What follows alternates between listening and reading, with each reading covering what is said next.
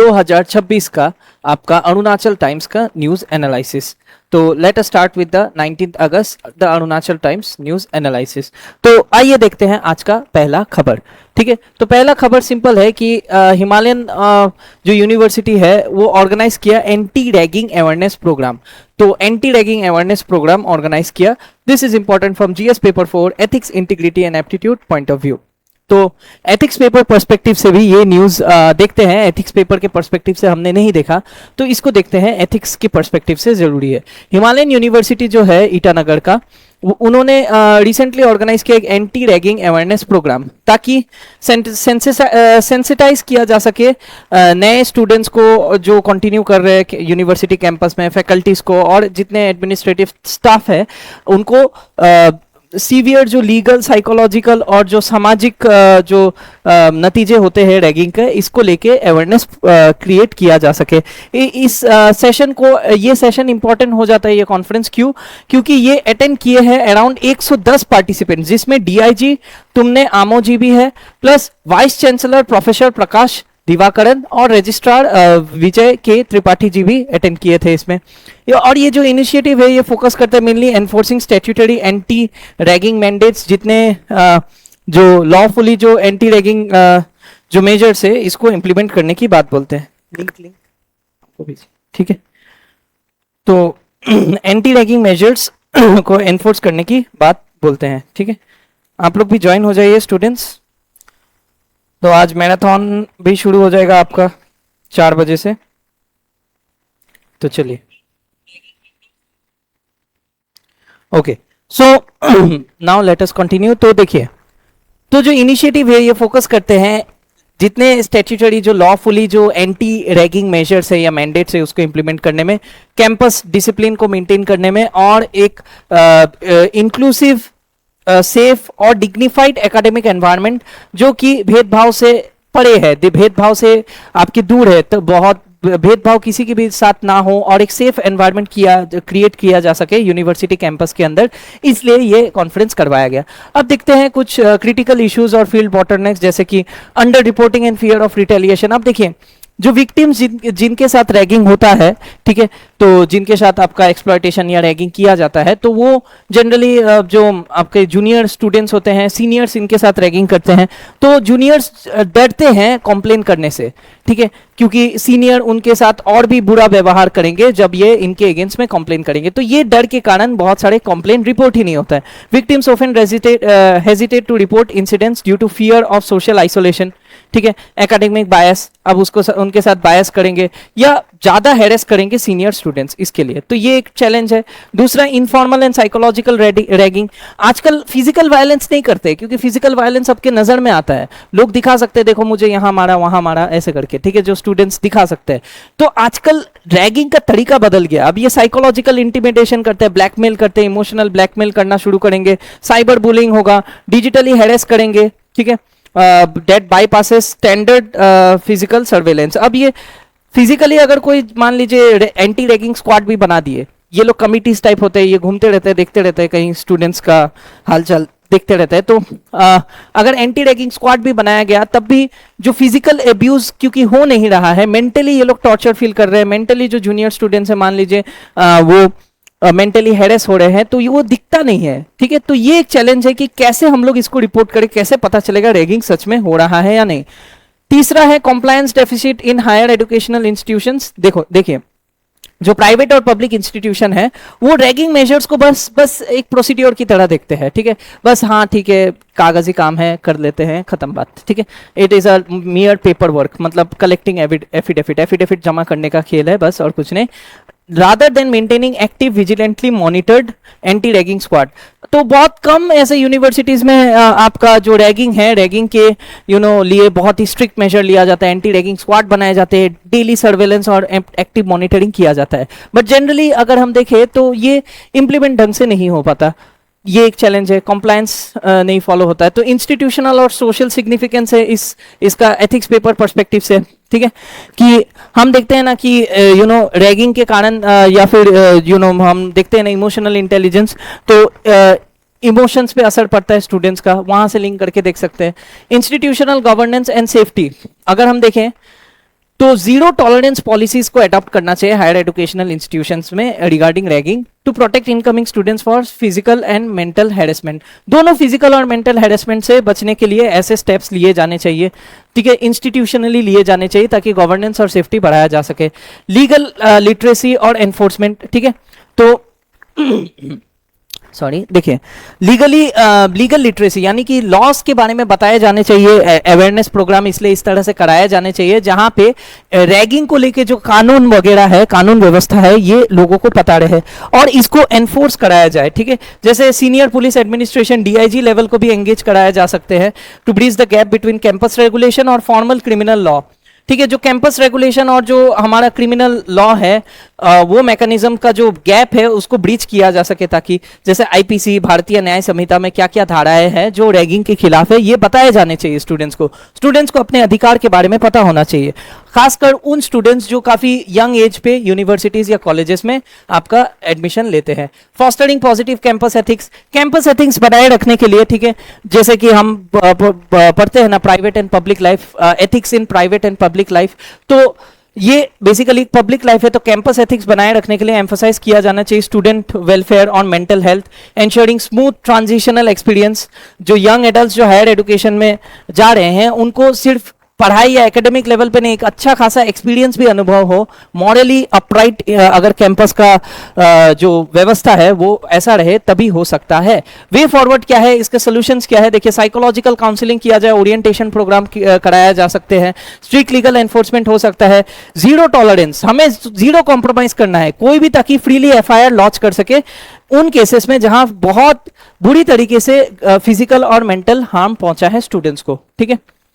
तो sir marathon class YouTube में होगा ना, ये आपको इंतखाब सर बता देंगे, आई थिंक कल बताया था, तो फेसबुक में होगा, फेसबुक में, नॉट इन यूट्यूब, ठीक है, ठीक है। तो बाद में आपको यूट्यूब में रिकॉर्डेड मिल जाएगा, ठीक है। तो एक बार फिर जो ये आज जो 4 बजे है इसको एक बार देख लीजिएगा फेसबुक और यूट्यूब में, जहां तक मुझे पता है तो फेसबुक के बात बोले थे आपको अली सर, ठीक है। चलिए, तो active IQ AC and DSW I can see, हाँ बहुत से लोग रिक्वेस्ट कर रहे हैं कि मैराथन यूट्यूब में करवाया जाए, YT में हो, ठीक है। ये इसके रिगार्डिंग हम लोग डिस्कस करेंगे कि क्या किया जा सकता है, ठीक है। बट अभी के लिए फेसबुक में होगा, ठीक है। फेसबुक में आप लोग आज 4 बजे से जुड़ जाइएगा मैराथन में, ठीक है। तो यहां देखते हैं एक्टिव IQA मतलब इंटरनल क्वालिटी एश्योरेंस सेल्स बनाए जाए और डीन्स ऑफ स्टूडेंट्स वेलफेयर ऐसे ग्रुप बनाया जाए ताकि कॉन्टिन्यूअस कैंपस में ऑडिट किया जा सके। हाई रिस्क एरियाज जहां पे कुछ ऐसे कोने होते हैं जहां पे सीनियर्स काफी एक्टिव रहते हैं, वहां स्टूडेंट्स को रैगिंग के लिए पकड़ लेते हैं, तो ये हाई रिस्क एरियाज को आइडेंटिफाई किया जाए, जैसे स्टूडेंट के हॉस्टल और प्राइवेट मैसेज यहाँ पे, ताकि विजिलेंट रहे। ओके, तो आइए देखते हैं एक प्रीलिम्स प्रैक्टिस क्वेश्चन रैगिंग के रिगार्डिंग, ठीक है, ठीक है। I hope your doubt is clear. Tapo ji Facebook में होगा, ओके। तो देखते हैं क्या क्या स्टेटमेंट है। देखिए, the anti ragging framework in India was comprehensively structured based on recommendation of Raghavan committee, जो कि सुप्रीम कोर्ट ने बनाया। तो क्या ये सही है? देखिए, ये इंफॉर्मेशन देने लायक स्टेटमेंट है, तो जनरली सही होता है ये चीज। देखिए, जो एंटी रैगिंग फ्रेमवर्क है जो भारत में, वो structured based recommendation Raghavan committee ने दिया सुप्रीम कोर्ट के कहने पे। क्या ये सही है? देखिए, फिर यूनिवर्सिटी ग्रांट्स कमीशन जो है यूजीसी, वो मैंडेट करता है कि हर हायर एजुकेशनल इंस्टीट्यूशन जो है वो एंटी रैगिंग कमिटी बनवाए और एंटी रैगिंग स्क्वाड भी बनाए, दोनों चीज बनाए, ऐसा मैंडेट करती है। तो क्या ये सही है? 1 और 2। देखिए, थर्ड स्टेटमेंट अगर हम देखें यूजीसी रेगुलेशन के हिसाब से, एक एंटी रैगिंग अंडरटेकिंग या एफिडेविट ये ऑप्शनल है, मतलब जरूरी नहीं है देना स्टूडेंट्स को जो एडमिट होते हैं पोस्ट ग्रेजुएट डिग्री प्रोग्राम में, पीजी प्रोग्राम में जो आपका एडमिट होते हैं। तो देखिए, ये कॉमन सेंस लगाइए, ठीक है, और आंसर दीजिए कि which of the following statements given above are correct. इनमें से कौन सा स्टेटमेंट करेक्ट हो सकता है? देखिए, 1, 2 एंड दिस इज 3। तो स्टूडेंट्स काइंडली कमेंट क्या होगा इसका आंसर, ठीक है। ताबो जी बताइए, what would be the answer to this question. अगर हम देखें स्टेटमेंट्स को ध्यान से, तो ऑब्वियसली जैसा कि मैंने कहा कि पहला स्टेटमेंट आपका इंफॉर्मेशन देने की कोशिश कर रहा है। यस, राघवन कमेटी के रिकमेंडेशन पे ही एंटी रैगिंग फ्रेमवर्क तैयार हुआ था। और जो यूनिवर्सिटी ग्रांट्स कमीशन है, ऑब्वियसली हायर एजुकेशन में एंटी रैगिंग कमेटी बनाने की बात बोलती है और एंटी रैगिंग स्क्वाड बनाने की बात बोलती है, ठीक है। तो पहला 2 स्टेटमेंट तो करेक्ट है, ठीक है, तो पहला 2 स्टेटमेंट करेक्ट है। लेकिन तीसरा स्टेटमेंट अगर देखें, ये ऑप्शनल नहीं होगा, ये मैंडेटरी है, ये जो एफिडेविट साइन करना है दिस इज मैंडेटरी, ठीक है, कि आप रैगिंग नहीं करेंगे किसी भी स्टूडेंट्स के साथ, ऐसा हमें स्टूडेंट्स को साइन करना पड़ता है एज पर यूजीसी रेगुलेशन। तो ये स्टेटमेंट आपका गलत हो जाता है, it is not optional, this should be mandatory. तो ऑब्वियसली 3 जहां जहां है काट दीजिए, ये नहीं होगा, ये नहीं होगा, ये नहीं होगा, 1 and 2 is absolutely the correct answer. तो answer is 1 and 2 only. Okay, आइए देखते हैं अगला न्यूज। तो let us see the next news. Parliamentary panel says excessive judicial intervention slow down arbitration decision. अब देखिए आर्बिट्रेशन यानी क्या होता है, देखिए एक एक्ट है आपका arbitration, if you see arbitration and conciliation act 1996, ठीक है, arbitration and conciliation act, conciliation act of 1996। तो इस एक्ट के मुताबिक देखिए अब कोर्ट्स में जितने भी जो लीगल हमारे जुडिशियल बॉडीज है या जुडिशियल जो जुडिशियरी है, उसमें जो डिस्ट्रिक्ट लेवल कोर्ट हो, हाई कोर्ट हो या सुप्रीम कोर्ट हो, ऑलरेडी बहुत ज्यादा ओवरबर्डन्ड है, ठीक है, लाखों केस पेंडिंग है इन कोर्ट्स में। तो इसलिए एक अलग से एक आर्बिट्रेशन को लेके आपका अलग ही बॉडी बनाया गया है which is known as arbitration. ये एक्ट के हिसाब से, आर्बिट्रेशन एंड कंसोलिएशन एक्ट के हिसाब से कुछ एक्स्ट्रा, ये एक तरह का एक्स्ट्रा जुडिशियल बॉडी है, यानी कि कोर्ट की तरह ही काम करेंगे, लेकिन ये अपना आर्बिट्रेशन मतलब जो सेंटर होता है वहां पे दोनों पार्टीज का बीच डिस्प्यूट प्राइवेट तरीके से इसको रिजॉल्व किया जाएगा। इसमें मेनली 3 तरह से कोई भी डिस्प्यूटिंग पार्टी है, जो कोई भी आपका झगड़ा हो गया या कोई इश्यू है, इसको 3 तरह से सॉल्व किया जाता है इसके अंतर्गत। एक तो होता है आर्बिट्रेशन। आर्बिट्रेशन में क्या होता है समझिए कि आर्बिट्रेशन में होता है कि एक आर्बिट्रर रहेगा, वो एक तरह का प्राइवेट जज रहेगा, दोनों पार्टी ए और पार्टी बी की दोनों की बात सुनेगा, इसके सबूत देखेंगे, इसके सबूत देखेंगे और एक नतीजे पे पहुंचेगा और डिसीजन सुना देगा, जो दोनों पार्टीज के लिए बाइंडिंग होगा। दोनों को एग्रीमेंट साइन करना होगा कि मैं ये बात मानूंगा जो आर्बिट्रेटर ने कहा। दूसरा होता है मीडिएशन। मीडिएशन में क्या होता है कि 2 पार्टीज रहेंगे, पार्टी ए और पार्टी बी, दोनों के बीच बातचीत कराएगा एक तीसरा व्यक्ति, मीडिएटर, जो दोनों के बीच बातचीत कराएगा और दोनों बातचीत करने के बाद खुद एक नतीजे पे पहुंचेंगे। और ये अवार्ड बाइंडिंग नहीं होता है, जनरली मानना ही नहीं पड़ता है, मतलब माने या ना माने ये पार्टीज के ऊपर है, बट दोनों को बातचीत करवाने का काम और एग्री कराने का काम करता है मीडिएटर। तीसरा हो जाता है कॉन्सिलिएशन। कॉन्सिलिएशन भी मीडिएटर के जैसा ही है, ठीक है, लेकिन इसमें कुछ एग्रीमेंट या डॉक्यूमेंटेशन का काम होता है, ठीक है। तो ये एक कोर्ट के अलावा एक अलग तरह से डिस्प्यूट रिजॉल्विंग मैकेनिज्म है, जिसे हम कहते हैं ऑल्टरनेटिव डिस्प्यूट रेजोल्यूशन, ठीक है, एडीआर का सिस्टम लाया गया ताकि कोर्ट्स पे ज्यादा बर्डन ना पड़े। लेकिन अगर मान लीजिए आर्बिट्रेशन और कॉन्सिलिएशन सेंटर से अगर कोई खुश नहीं है तो इसका अगेंस्ट अपील हाई कोर्ट में कर सकते हैं, लेकिन कोर्ट्स भी इनके डिसीजंस में ज्यादा नहीं घुसेगी, ठीक है। ये लॉ मैंडेट करता है कि कोर्ट मतलब section 34 of arbitration and conciliation act of 1996 ये बोलता है that the court can not freely review the merits of the award given by an arbitral, या आर्बिट्रल अवार्ड को फुल्ली उसके मेरिट्स ऑफ द केस नहीं देखेगी, ठीक है, नहीं देखेगी। और जो आपका जैसे ये जो मान लीजिए छोटे मोटे ग्राउंड, मान लीजिए डॉक्यूमेंटेशन इश्यूज है या कुछ स्टैट्यूटरी ग्राउंड्स, छोटे छोटे ग्राउंड्स पे, जैसे मान लीजिए प्रॉपर एग्रीमेंट नहीं हुआ या पार्टीज पढ़े लिखे नहीं थे, तो ऐसे छोटे छोटे ग्राउंड्स में ही कोर्ट इंटरवीन कर सकती है। अदरवाइज ये जो यहाँ पे जो डिसीजन सुनाया जाएगा, यहाँ पे जो अवार्ड दिया जाएगा, इस पे ज्यादा कोर्ट इंटरफेयर नहीं करेगी। ओके, समझ गए। तो ये होता है आर्बिट्रेशन सेंटर। अभी जो पार्लियामेंट्री पैनल है रिसेंटली बोला है कि अभी आर्बिट्रेशन का भी प्रोसेस में बहुत ज्यादा जुडिशियल इंटरवेंशन हो रहा है, यानी कि कोर्ट्स इसके डिसीजन में ज्यादा घुस रहे हैं, ठीक है, जिससे कि आर्बिट्रेशन का डिसीजन स्लो हो रहा है, ठीक है, स्लो डाउन कर रहा है। तो लेट अस सी क्या है। So this is important from GS paper to structure, organization, functioning of judiciary, executive और issues arising out of statutory bodies point of view से जरूरी है। तो arbitration center एक तरह का statutory body है, कानून की मदद से बनाया गया है, ठीक है।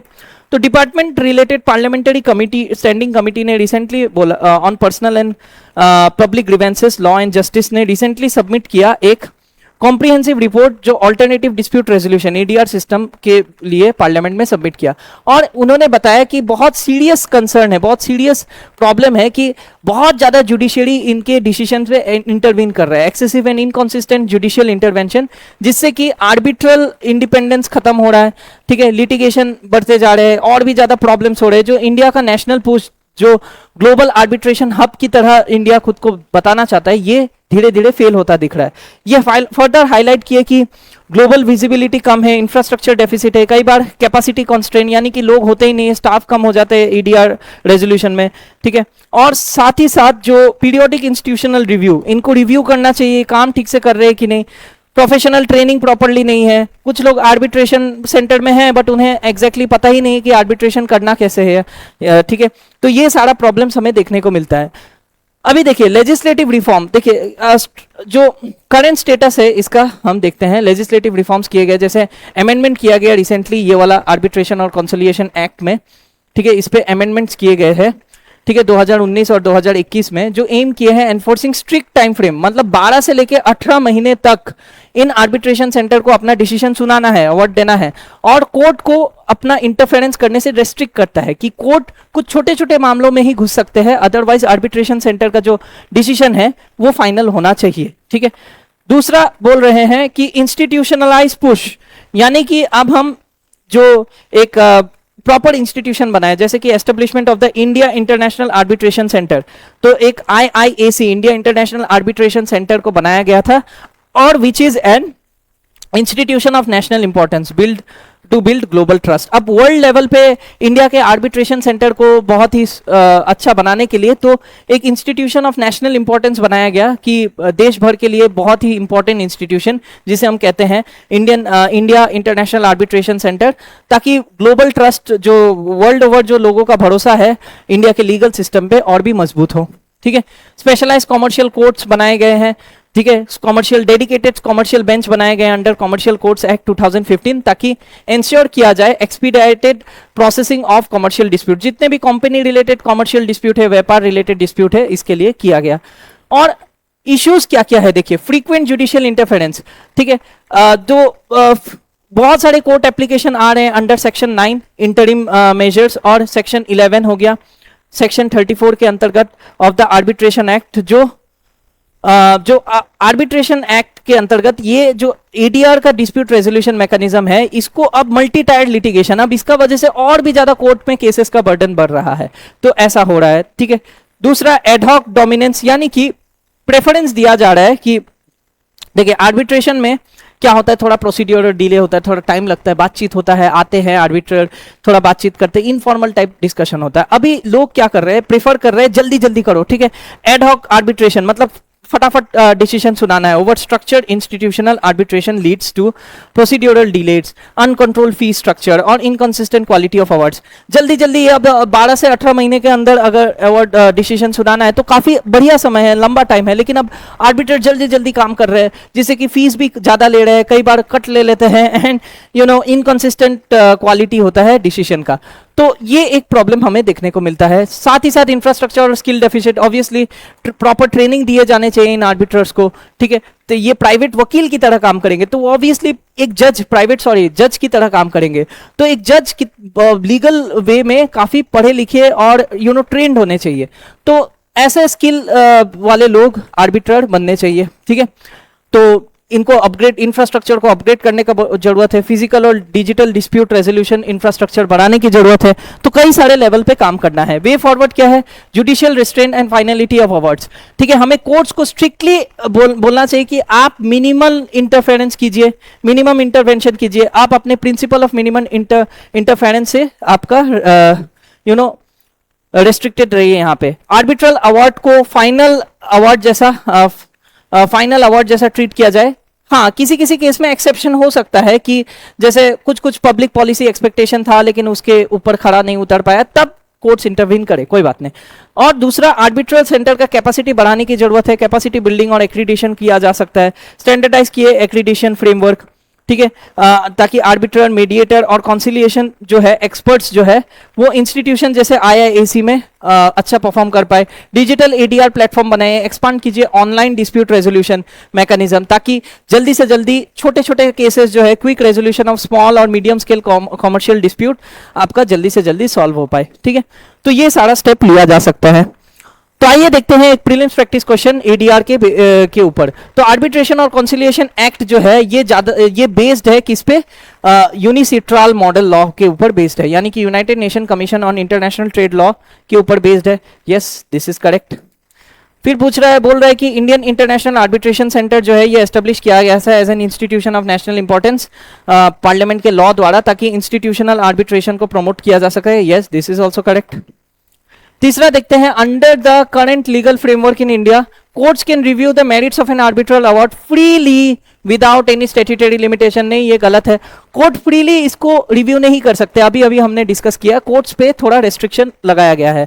तो विच of the following statements is और आर करेक्ट? तो 3 रॉन्ग हो गया, तो 3 जहां जहां हटा दीजिए, बच गया 1 and 2। तो obviously 1 and 2 is the correct answer to this question. I hope I am clear. अगला क्वेश्चन आप लोग आंसर कीजिएगा। ठीक है, तो चलिए देखते हैं अपना अगला news. So this is the third news. If you see third news को देखते हैं, तो India was to continue fight against cross border terrorism. India ने शपथ लिया है कि अब हम क्रॉस बॉर्डर टेररिज्म को ऑलमोस्ट खत्म कर देंगे। ठीक है, पूरी तरह से खत्म करने की कोशिश करेंगे। GS paper 3 linkages between development and spread of extremism point of view से जरूरी है। ठीक है, इंडिया के जो मिनिस्ट्री ऑफ एक्सटर्नल अफेयर्स है उन्होंने रिकन्फर्म किया कि nation's unwavering resort to combat all forms of cross border terrorism. ठीक है, तो मिनिस्ट्री ऑफ एक्सटर्नल अफेयर्स ने शपथ लिया कि अब हम जो क्रॉस बॉर्डर टेररिज्म है, जो बॉर्डर में जो घटनाएं हो रहे हैं टेररिज्म की, इसको हम खत्म करेंगे।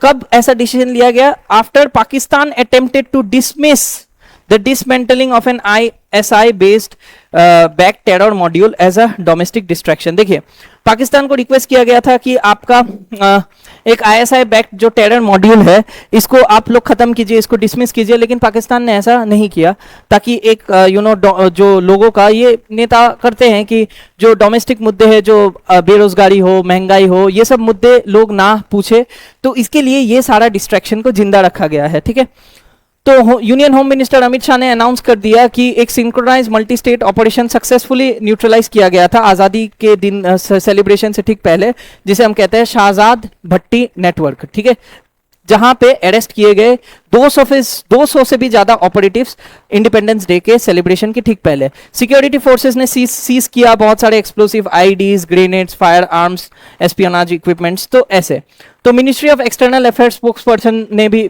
हाईलाइट किया, जो ये ह्यूमन राइट्स का वायलेशन और ह्यूमैनिटेरियन सिचुएशन पीओके में जो हो रहा है, ये हम रिकॉग्नाइज करते हैं। और following crackdown and essential commodity shortage, तो पाकिस्तान हाई हैंड यूज करता है पीओके के लोगों के लिए। पीओके के लोग जब भी प्रोटेस्ट करते हैं तो पूरा मिलिट्री इंटरवेंशन कर दिया जाता है, उन पे ह्यूमन राइट्स वायलेशन होता है। तो ये इंटरनेशनली इंडिया इसे हाईलाइट करने की कोशिश करता रहता है। अब जीरो टॉलरेंस पॉलिसी, अब इस कॉन्टेक्स्ट में हमने जीरो टॉलरेंस टुवर्ड्स टेररिज्म का पॉलिसी अडॉप्ट किया है। ठीक है, रीएनफोर्सेस, ये पहले से भी था, अब इसको रीएनफोर्स किया जा रहा है कि इंडिया जो डिप्लोमेटिक और सिक्योरिटी स्टांस लेता है।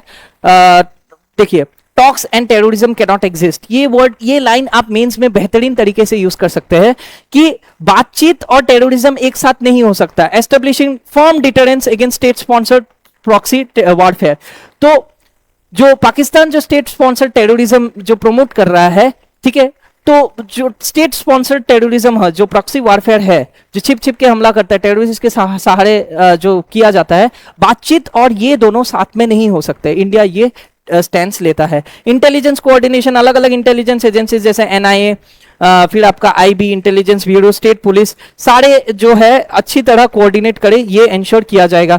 डिप्लोमेटिक एक्सपोजर, जो नेक्सस है, जो आपका स्टेट इंटेलिजेंस एजेंसीज जैसे कि आईएसआई और जो ट्रांसनेशनल क्रिमिनल नेटवर्क है ऑन ग्लोबल प्लेटफॉर्म्स, इनका नेक्सस को ब्रेक करने के लिए एफएटीएफ और यूएनएससी का नजर इन पे लगाने की कोशिश करता है इंडिया। देखिए, आईएसआई जो है ये आपस में लिंक्ड है कुछ क्रिमिनल नेटवर्क जैसे मुजाहिदीन, ठीक है, जैसे आईसिस के साथ भी इनका अच्छा लिंक है। प्लस वी कैन से पाकिस्तान का जो इंटेलिजेंस एजेंसीज है आईएसआई, प्लस आईसिस हो गया, जैसे लश्कर ए तौयबा हो गया, लश्कर ए तौयबा, तो ऐसे टेररिस्ट ग्रुप के साथ ये नेक्सस बना के रखे, दोस्ती यारी जो करके रखे, इसका ध्यान एफएटीएफ जैसे ऑर्गेनाइजेशन या UNSC, United Nation security council, FATF financial action task force, ये ग्लोबल ऑर्गेनाइजेशंस पे नजर बनाए रखने के लिए, ट्रांसनेशनल क्राइम को रोकने के लिए ये हम कर रहे हैं, ठीक है। इंटरनेशनली इसे हाईलाइट किया जाता है। क्रिटिकल इश्यूज क्या है इसमें, अब देखिए पाकिस्तान अलग अलग तरह से सिक्योरिटी थ्रेट बनता जा रहा है, क्योंकि ये हाइब्रिड और प्रॉक्सी वारफेयर यूज करते हैं। फॉरेन स्टेट एक्टर्स ज्यादातर यूटिलाइज कर रहे हैं decentralise modular network, hybrid terror cells हो गए, ठीक है, जो जिससे चिप के स्मगलिंग करके टारगेटेड अटैक्स करते हैं, ठीक है, जिससे कि डिटेक्ट कर पाना कई बार मुश्किल हो जाता है। साइबर अटैक्स भी आजकल इमर्ज हो रहे हैं और नए नए इमर्जिंग टेक्नोलॉजीज का यूज करते हैं, जैसे क्रिप्टो करेंसी का यूज करके ये आपका जो ट्रांजैक्शन है, फाइनेंशियल ट्रांजैक्शन, ये किया जाता है। Plus we can say commercial drone use करते हैं, encrypted messages, dark net funding, ठीक है। जैसे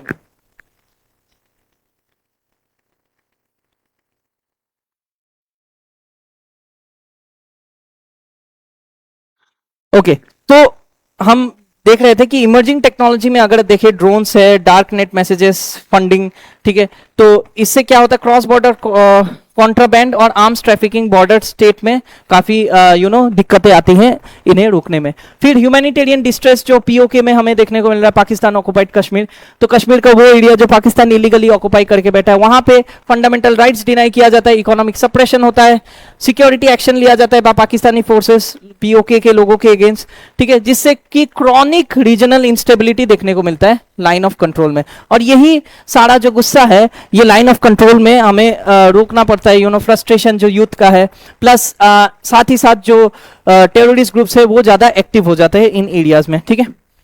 तो वे फॉरवर्ड क्या है, financial isolation of terror modules, ठीक है, यूएपीए का स्कोप बढ़ा दीजिए, जो अनलॉफुल एक्टिविटीज प्रिवेंशन एक्ट है, ताकि वो क्रिप्टो एसेट्स को भी ट्रेस कर सके, हवाला चैनल्स को रोक सके, सिंडिकेट्स को रोक सके, प्रोएक्टिव स्ट्रेटेजिक कम्युनिकेशन बढ़ाया जाए, ठीक है, जिसमें क्या होगा, डॉक्यूमेंट किया जाए, हाईलाइट किया जाए cross border support for terrorism, human rights violation जो पीओके में हो रहा है, मल्टीलेटरल फोरम जैसे यूएनएचआरसी को भी इन्वॉल्व किया जाए, स्ट्रेंथन कर सकते हैं लोकल इंटेलिजेंस नेटवर्क, ठीक है, एक डीपर कम्युनिटी ट्रस्ट, मतलब जो जम्मू एंड कश्मीर और जो पीओके के लोगों के साथ इंटेलिजेंस एजेंसीज का ट्रस्ट बनाया जाना चाहिए, खासकर सेंसिटिव बॉर्डर एरियाज में, जिससे कि रेजिलिएंट ह्यूमन इंटेलिजेंस बन सके, नेटवर्क बन सके स्लीपर सेल्स के अगेंस्ट, ठीक है। तो ये सारा चीज किया जा सकता है। आइए देखते हैं एक प्रीलिम्स प्रैक्टिस क्वेश्चन इसके रिगार्डिंग, तो इसको अटेम्प्ट कीजिए स्टूडेंट्स, क्या होगा इसका आंसर। तो question number 3, let us see, the national investigation agency जो एनआईए है, it functions as the central counter terrorism law enforcement agency under कौन सा, मिनिस्ट्री ऑफ होम अफेयर्स, ठीक है, क्या ये सही है। और इनके पास एक्स्ट्रा जुडिशियल जुडिस्डिक्शन भी, एक्स्ट्रा टेरिटोरियल जुडिस्डिक्शन, यानी फॉरेन में भी इंडिया से एसोसिएटेड केसेस ले सकते हैं, क्या ये सही है। देखिए, to investigate offences committed outside India, so obviously yes, ये तो सही है। दूसरा स्टेटमेंट अगर देखें, financial action task force FATF, ये एक स्पेशलाइज्ड ऑर्गन है जो एस्टेब्लिश किया गया under United Nation security council charter to combat money laundering और टेरर फाइनेंसिंग, ठीक है। ये स्टेटमेंट को थोड़ा ध्यान से पढ़िए, क्या financial action task force United Nation security council के स्पेशलाइज्ड एजेंसी में आता है, या फिर अगर मैं आपको बताऊं कि फाइनेंशियल एक्शन टास्क फोर्स जो है ये G7 ग्रुपिंग के अंतर्गत एक, मतलब जो फाइनेंस मिनिस्टर्स है ये मिलके आपका, not finance ministers exactly, financial experts है, और जो वी कैन से जो टेरर फाइनेंसिंग को रोकना चाहता है, वहां पे G7 में एफएटीएफ का आइडिया आया था एंड एफएटीएफ बना था, ठीक है। तो दिस स्टेटमेंट अगर आप ध्यान से देखेंगे तो ये गलत हो जाता है, ठीक है, ये स्टेटमेंट गलत हो जाता है। नाउ अंडर यूएपीए का जो अमेंडमेंट एक्ट है, सेंट्रल गवर्नमेंट ने एम्पावर किया कि इंडिविजुअल्स को टेररिस्ट डेजिग्नेट कर सकते हैं, साथ ही साथ ऑर्गेनाइजेशंस को भी, यस, यूएपीए में रिसेंटली अमेंड किया गया था। तो correct answer would be 1 and 3, ठीक है, C would be the correct answer to this question. Now let us see the last news. जो फाइनेंस मिनिस्टर है निर्मला सीतारमन, उन्होंने कॉल किया है कि पब्लिक बैंक्स को ट्रांसलेट किए जाए into translate strength into competitive and leadership. देखिए ये जीएस पेपर 3 इंडियन इकोनॉमी और issues relating to planning, mobilisation of resources, growth, development and employment perspective से जरूरी है। अभी रिसेंटली प्रधानमंत्री का आपने स्पीच जो सुना होगा 15 अगस्त को, तो उन्होंने बोला कि इंडिया के जो बैंक्स है, प्राइवेट सेक्टर हो या गवर्नमेंट सेक्टर बैंक है, उसे वर्ल्ड के टॉप 10 बैंक्स में लाना है। ठीक है, टॉप 10 एटलीस्ट टॉप 15 बैंक्स के अंदर में आना पड़ेगा। तो इसलिए 2 दिन का आपका पब्लिक सेक्टर बैंक्स का कॉन्फ्रेंस कराया गया न्यू दिल्ली में, जहां फाइनेंस मिनिस्टर ने अर्ज किया कि स्टेट ओन्ड बैंक्स जितने हैं वो अपने स्ट्रक्चरल टर्न अराउंड कीजिए, पॉलिसी इंटरवेंशन कीजिए, ताकि ग्लोबल कंपटीशन को झेल पाए और हम लीडरशिप बैंक्स एक ग्लोबल लीडर्स की तरह इमर्ज हो पाए। Bringing together 125 top executives from public sector banks इसमें आए थे, जैसे पीएफआई हो गया, नाबार्ड हो गया, ठीक है, नापफिट हो गया। तो प्राइम मिनिस्टर का जो सपना है कि वर्ल्ड टॉप 5 इंस्टीट्यूशन में इंडियन बैंक्स भी हो, ताकि विकसित भारत 2047 तक हम ला सके।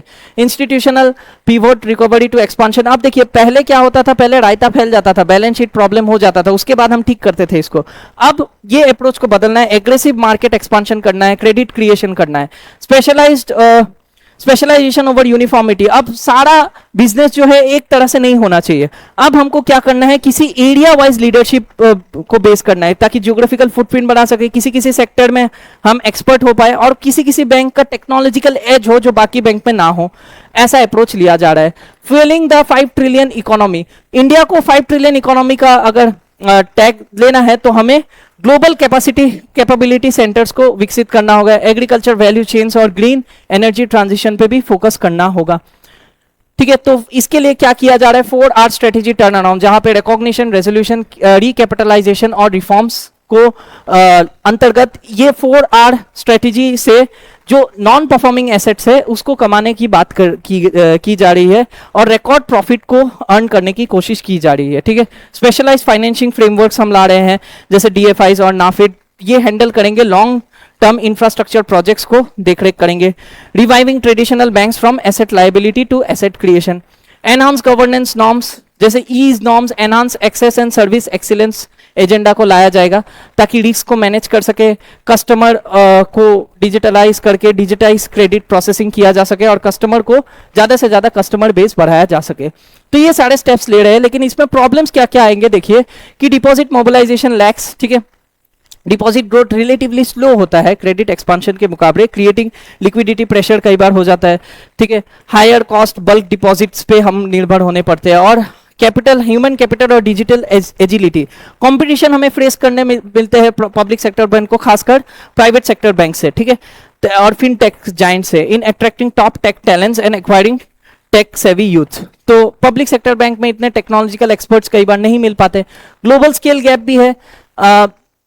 आज तक ये बहुत ही दुख की बात है कि कोई इंडियन बैंक करेंटली, ठीक है, टॉप 10 में या टॉप 15 ग्लोबल बैंक्स में भी नहीं आता है in terms of assets, limiting India's global financial influence. तो ये टारगेट को अचीव करना है तो हमें टारगेटेड नीश लीडरशिप लाना होगा, जो किया जा रहा है। मॉडर्नाइज करना होगा ह्यूमन रिसोर्सेज को, टेक्नोलॉजिकल इंटरवेंशन करना होगा, क्रॉस बॉर्डर एक्सपांशन करना होगा। ठीक है, स्केल अप फॉरेन ब्रांचेस और ट्रेड फाइनेंस ऑपरेशन, ताकि ज्यादा से ज्यादा इंडियन एमएनसीज को इंटीग्रेट कर सके ग्लोबल वैल्यू चेन में। ठीक है, ताकि ये ज्यादा से ज्यादा लोन ले। ठीक है, ज्यादा से ज्यादा लोन लेंगे तो बैंक्स को ज्यादा प्रॉफिट होगा और एनपीएस को जितना हो सके कमाया जाए।